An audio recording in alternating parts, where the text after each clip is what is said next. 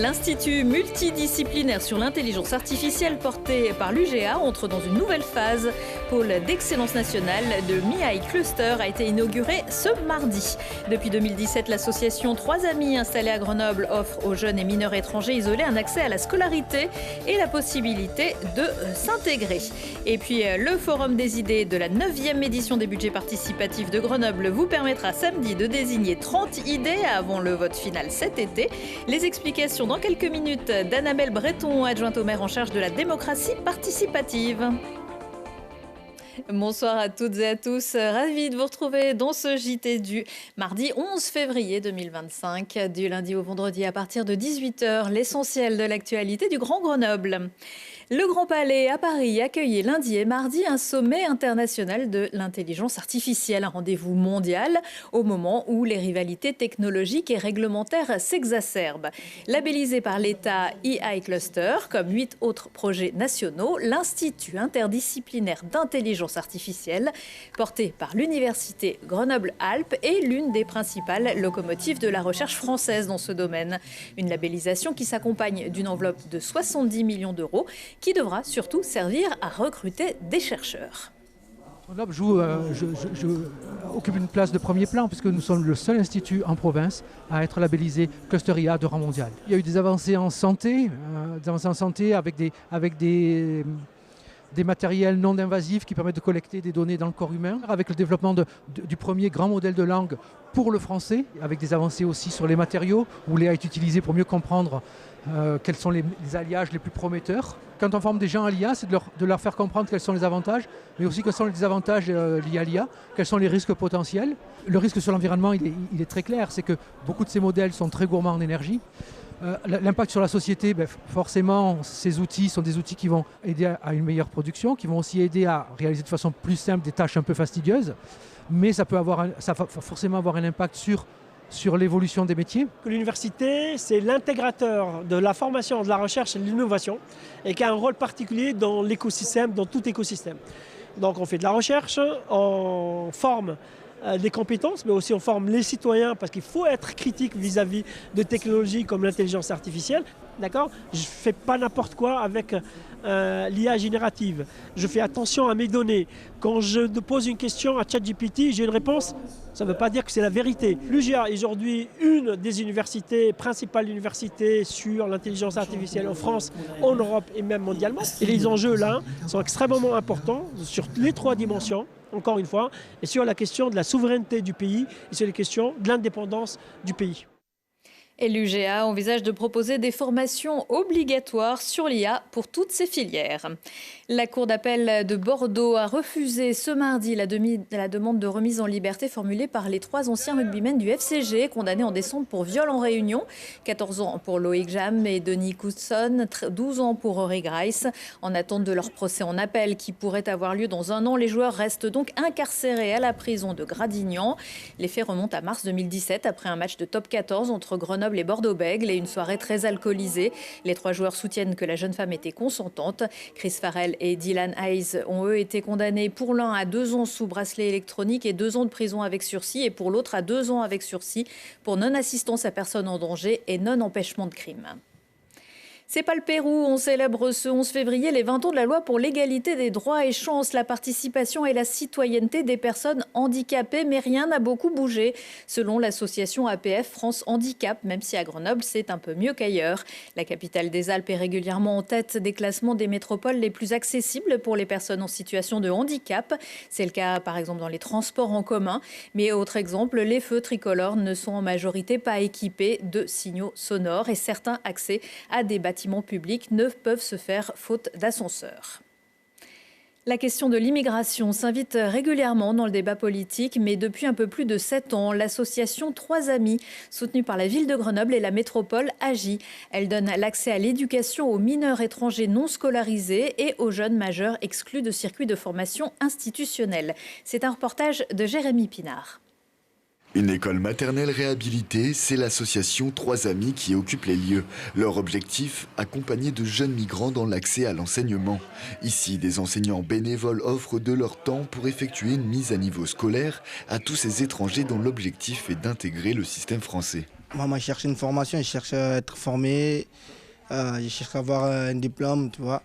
C'est vraiment ça mon souhait, en fait, d'être diplômé, d'avoir même une licence et tout. C'est un peu ça. Ouais, c'est un peu dur. C'est un peu dur, mais ça va. Ouais, ça va. Le chemin est long et les démarches sont compliquées pour tous ces jeunes. Pour intégrer 3 amis, la condition non négociable est d'avoir un logement pour permettre un suivi viable de l'enseignement. La plupart des étudiants sont hébergés par d'autres associations comme le Secours catholique. C'est des jeunes qui arrivent en France, majoritairement, en tout cas quand l'association a été créée il y a 7 ans.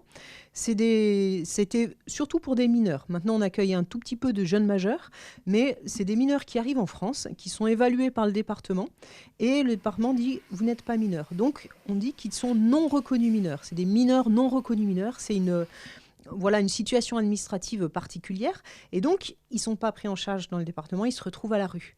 Donc, leur premier besoin, c'est de trouver un toit, etc. Et puis, très rapidement, en fait, leur envie, c'est d'être formés. L'établissement propose des formations permettant de se présenter en candidat libre au CAP PSR pour la restauration et IMTB pour le bâtiment. Répartis en 4 niveaux de classe, les élèves doivent d'abord atteindre le niveau 4 de l'école pour prétendre suivre les formations professionnelles. Derrière moi, en fait, donc ce sont des élèves qui passent des tests de positionnement en français et en maths pour qu'on puisse leur attribuer un niveau dans lequel ils vont être bien, on va dire, et dans lequel ils vont progresser.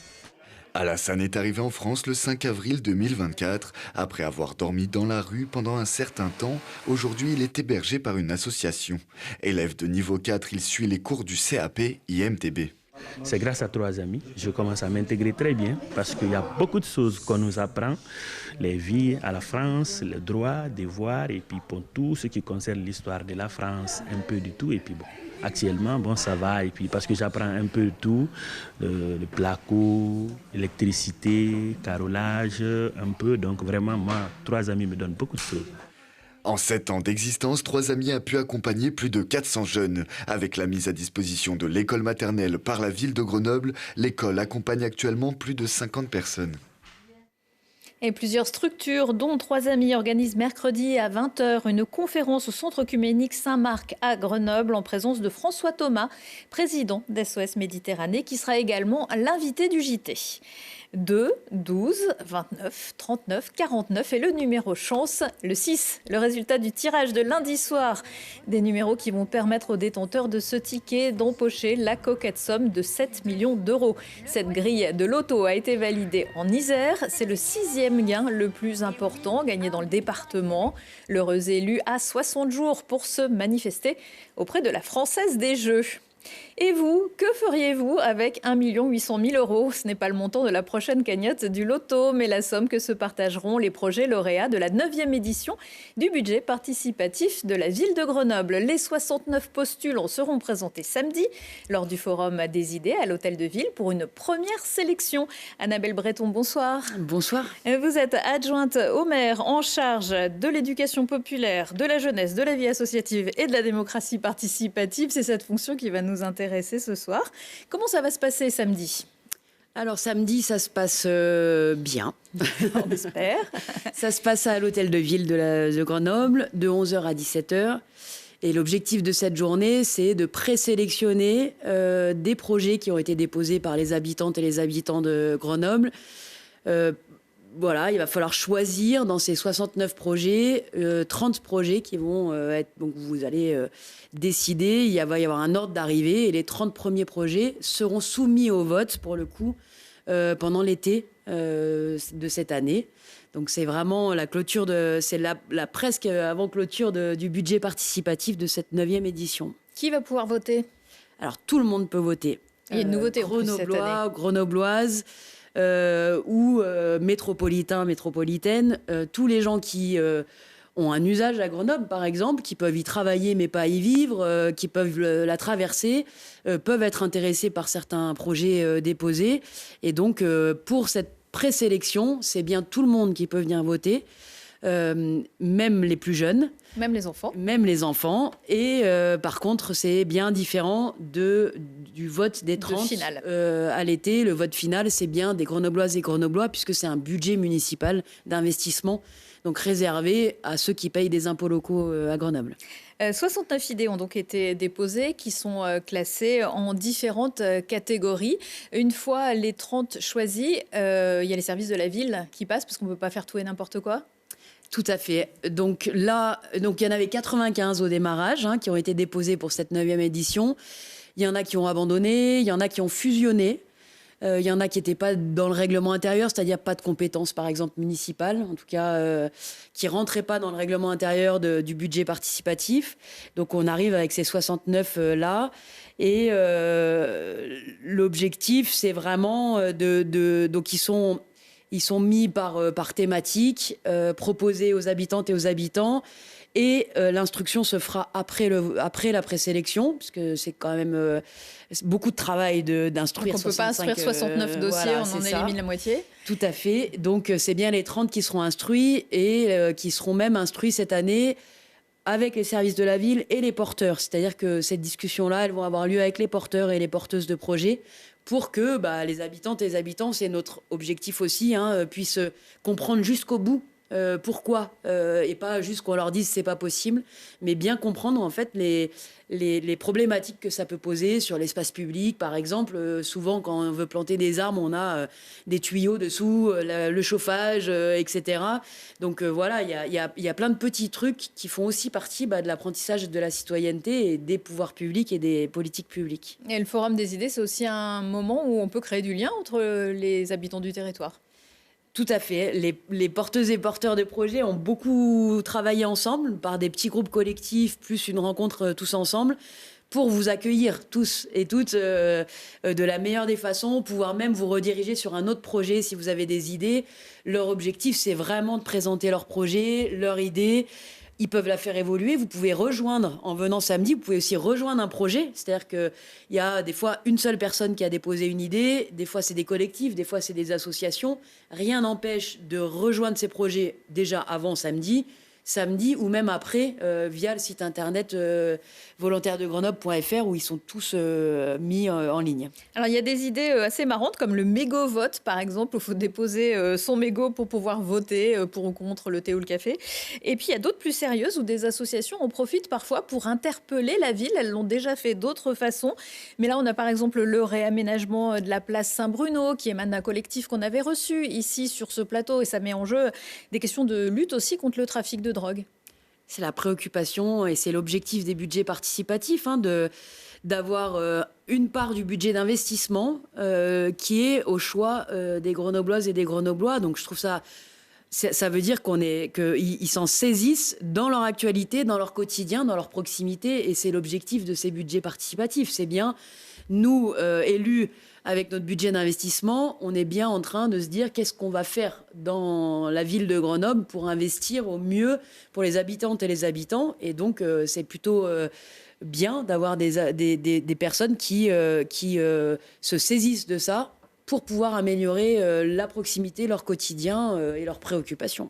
Alors, il y a un autre projet qui concerne le lac de la Villeneuve qui, pour certains habitants, ils voudraient un petit peu que ça reste comme c'est, sauf que la ville a déjà prévu de le rendre baignade avec des conditions strictes. Est-ce que si ce projet gagne, vous pourriez revenir sur la décision de la ville ? C'est un projet un peu particulier parce qu'il y a certains projets qui vont être ici.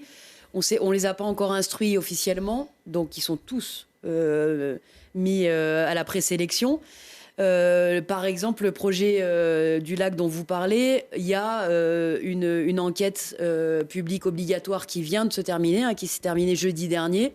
Donc on a déjà avancé dans le projet avec une enquête publique obligatoire. Donc a priori, au niveau de l'instruction, ça va être quand même compliqué s'il le laisse en état. Par contre, il y a des bouts de ce projet qui peuvent être intéressants à peut-être retravailler avec ces porteurs et porteuses-là, peut-être pour les mettre dans un autre endroit du parc Jean-Verlac ou de les mettre dans le projet du lac, mais entièrement comme il est proposé, a priori à l'instruction, ça va être délicat. Alors il y a 2 ans, 10 projets avaient été validés. On en est où de la réalisation, notamment le plus gros projet, 1 million d'euros, qui prévoyait de renforcer l'autonomie énergétique de la ville avec par exemple l'installation de panneaux photovoltaïques au cimetière Saint-Roch? Alors, il a beaucoup évolué parce que c'est un projet qui est quand même très, très ambitieux.